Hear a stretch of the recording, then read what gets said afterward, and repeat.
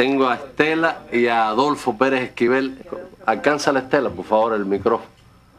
Que solo quería decirle a Abel, que primero, que estaba reconocido todo el trabajo que ha hecho y todo lo que ha servido la red, pero está un poquito detenida. Convengamos que en este momento que más se la necesita, tendríamos que estar muchísimo más activos. A eso voy.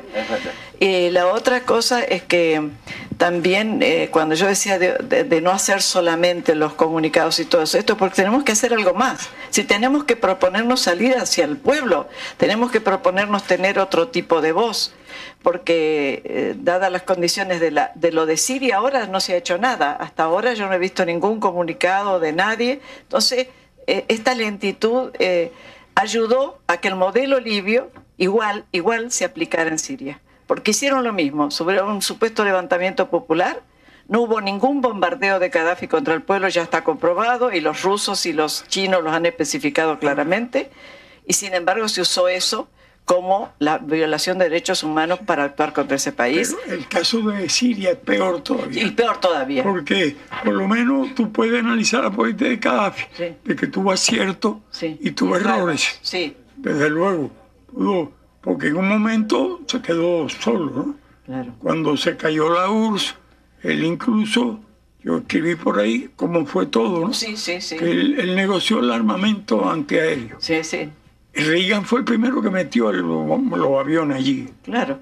Yo estuve en la casa, donde él estaba, como siempre, en la casa de campaña. Sí. Fue después de la guerra de Angola. Estuve por allí, después del bombardeo. Me mostró la casa que estaba, el niño que habían, o la niña que había muerto allí, y eso. Entonces, cuando se puso el hundimiento de la URSS, se estabiliza un poco, sí, y cree que puede resolver. Entonces todo el mundo corrió para allá, el de España, el de Francia, el de Inglaterra, hasta Bush, el primerito que corrió, dice, qué bueno. Y entonces empezó hasta antiaéreas que tenía, sí, suministrada porque usted se puede caer la URSS, pero usted no se cayó el cañón. Nosotros el armamento que tenemos es soviético, y la mayor parte de ese armamento vino cuando existía la URSS. Pero ahí está el armamento bien cuidado, bien atendido, y sobre todo lo más importante de una guerra, que es la adaptación de la táctica y de la nueva situación, que es muy cambiante. Entonces, y el dinero se lo puso en Europa porque creyó que los bancos europeos eran serios. Entonces puso casi todo el dinero en Europa, el dinero del Estado libio en Europa. Así que el Gaddafi tuvo algunos errores de apreciación, se quedó solo de luego, cuando aquello se derrumbó, y los yanquis aprovecharon, porque todos fueron cómplices, todos fueron ahí a pedir a vender armas. Los ingleses vendieron todos los instrumentos represivos. Los ingleses vendieron los instrumentos de represión interna, se la vendieron a franceses, italianos, españoles. Bueno, Gaddafi era un zar en Europa, y venía. Hay que ver las películas. Además conocían, los que le vendían las armas, conocían las armas, los que podían servir o no para la defensa que tenían que hacer. Eso era la gran debilidad que tuvo Libia en su último momento. Pero aparte de esto, también la gente tiene que saber cómo estaba el pueblo libio. También hay que explicar la resistencia que hubo. No, y nacionalizó las empresas. Nacionalizó las empresas. Hizo reforma agraria, le buscó agua a la gente. Sí. Se preocupó del pueblo, esa es la verdad. Se preocupó del pueblo. Entonces, por eso les digo, son muchas las cosas. Médicos, es necesario que sepamos todo esto al momento de tomar una posición, que sepamos los elementos negativos, los positivos. Además, allí tiraron, comandante, en Bani Walid, tiraron lo que le llaman la bomba atómica de los pobres, que es una bomba que mató en muy pocos minutos a una tribu entera de 2.000 personas, que le quita el oxígeno. Probaron armas, como usted bien lo decía, también como Panamá, Libia fue una Guernica de la región, porque probaron un montón de armas. Y entonces también está el tema de que tampoco hacemos un seguimiento de qué han dejado todas las guerras, lo de Yugoslavia, qué peligros hay para la ecología en todo el armamento que está funcionando ahora, tampoco lo hemos hecho. Entonces, a lo que voy, yo reconozco la red, pero en el trabajo no tuvimos colectivamente un trabajo. Sí, cada uno escribió lo que pudo y peleó como pudo, porque la soledad en este caso fue muy grande. Y que te dejaran de publicar en periódicos, te cerraron las puertas de la nariz, y a mí me pasó.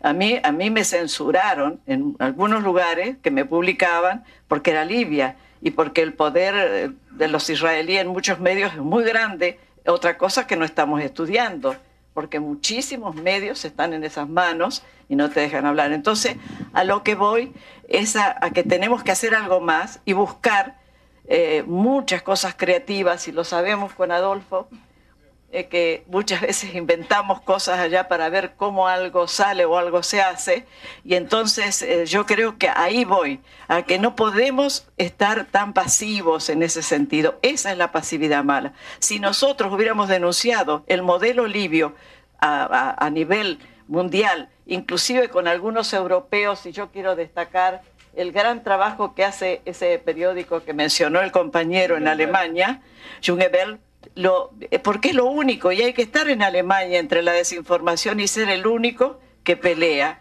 Es muy importante eso. Entonces, yo creo que esa propuesta que él hace de los intelectuales tenemos que recogerla urgente, porque creo que tenemos una distancia muy grande y que tenemos que hablarlo muy a fondo para que nos acompañemos mutuamente. Eso es lo que quería yo agregar, simplemente para decirte lo de la... No, déjame hacer un comentario. Tan clara la política que yo escribí una reflexión cuando no se hablaba de invasión y dije que la intención era invadir. Exactamente. Y entonces todo el mundo se quedó sorprendido, pero era claro que estaba la guerra inevitable. La guerra inevitable, lo dijo lo que fue la OTAN. Es decir, hubo una línea que estaba mostrando él con una claridad meridiana, que ahí teníamos que abrevar nosotros también como el grupo intelectual que estamos actuando. Y creo que en eso estuvimos muy flojos y tenemos que admitirlo, tenemos que saber ser críticos. Yo creo con que es muy nosotros importante ejercer esa autocrítica permanentemente. La red tiene que tener ese sentido con el que nació, ecuménico, de unir gente sin duda progresista, gente sin duda pacifista, gente sin duda antifascista, pero con ese sentido muy amplio, porque tenemos que tener todo ese cuidado. Y lo que quizás podemos hacer, Estela, y tal vez cuando nos reunamos mañana podemos hablar, es que artículos de miembros de la red, que Cuba, por ejemplo, Venezuela lo puede hacer también, y quizás en otros países se puede hacer, traducirlos, tal vez Marilia, que tiene un y al inglés, no se olviden que hay que hablar en inglés, la verdad. A los idiomas principales, donde se forme opinión, empezando por el inglés, y circularlos por la red. Es decir, que la red no pretenda siempre poner de acuerdo a mucha gente, porque resulta a veces desgastante, es la verdad, compañero, a veces resulta desgastante, y apelar en ocasiones a este mecanismo que sería que la red fuera una fuente permanente para circular textos, la verdad, circular ideas, que quizá tú puedas no estar de acuerdo con un enfoque en un sentido u otro, pero que circulen cosas asociadas, como usted dice, tenemos la verdad y no podemos impacientarnos, también decía usted. Lo bueno que tiene es que no es cuestión de firmar, sino de hablar, de decir lo que se piensa. No compromete a nadie con alguna cosa, sino pone su punto de vista. Yo creo que podemos circular más textos, traducirlos y circularlos, y acudir al llamamiento en algún caso en que tengamos un consenso rápido sobre un hecho específico. El llamamiento debe deducirse de lo que está dicho por cada uno. Correcto, estoy de acuerdo con usted.